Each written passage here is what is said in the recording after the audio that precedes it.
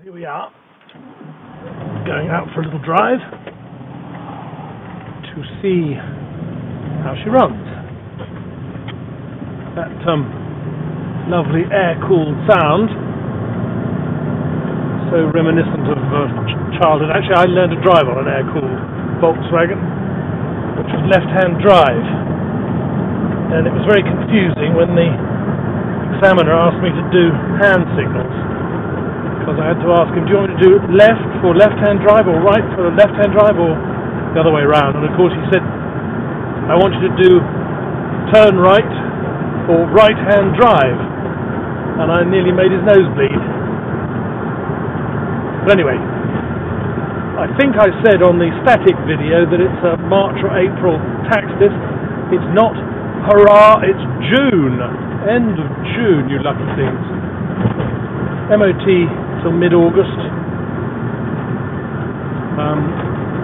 5 former keepers showing 98,500 miles, and this is the first T25 or air-cooled T25 I've had where the heating actually works.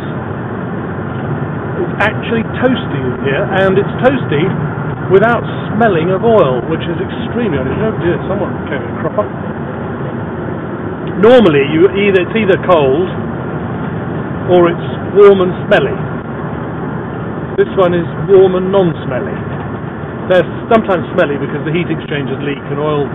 They're quite oily engines anyway, and the occasional drip of oil onto the heat exchanger just means it wafts it all forward and you just get this thick haze of smog. But not so in this little darling. And she does drive exactly as one would like.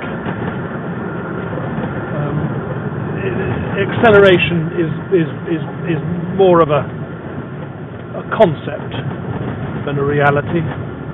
You measure your acceleration time in mood swings rather than seconds.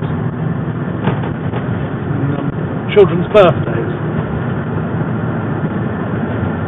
But once you get used to that, you realise that it's actually the journey that's more important.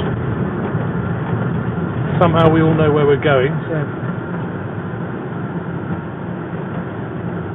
pottering along at whatever speed is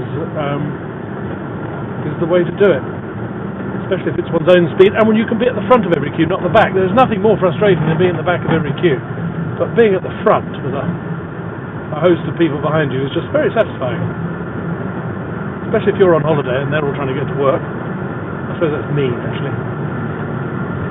You should pull over and have a cup of tea, let them all pass. Well, I suppose you can pull over and have a cup of tea. I think I probably mentioned that the other wonderful thing about a hard-sided pop-top like this one is that it could all be erected and dismantled from inside without braving the wonderful English weather. So good for the turnips. Not. Anyway, there you have my lovely T25. Well, what we just did was very boring, just cruising along an A road, so I'm just going to turn off and then we can see what it's like just going through the gears. You can get a better idea of, because just cruising along a main road doesn't tell you very much. I drove this home from Wigan to Sussex, which I guess is probably 250 miles odd.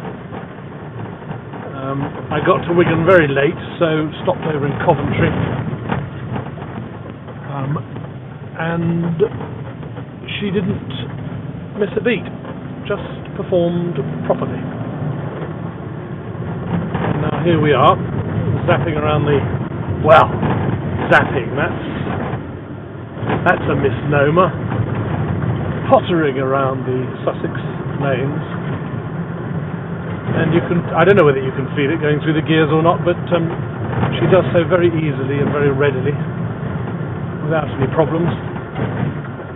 Everything works, except the road markings, which have gone, and quite a bit of the road.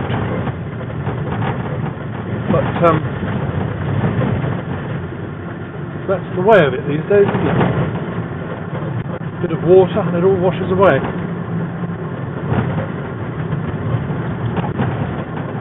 That's third gear. Another beautiful day. And then that's fourth.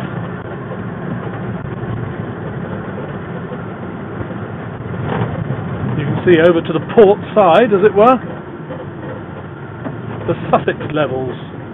All that lot's normally dry, but not at the moment.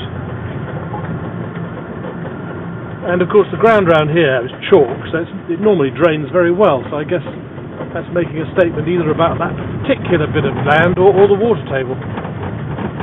Probably the latter, because it's all the lower land. And it is very wet. Anyway, as you can feel, I hope, she performs very well.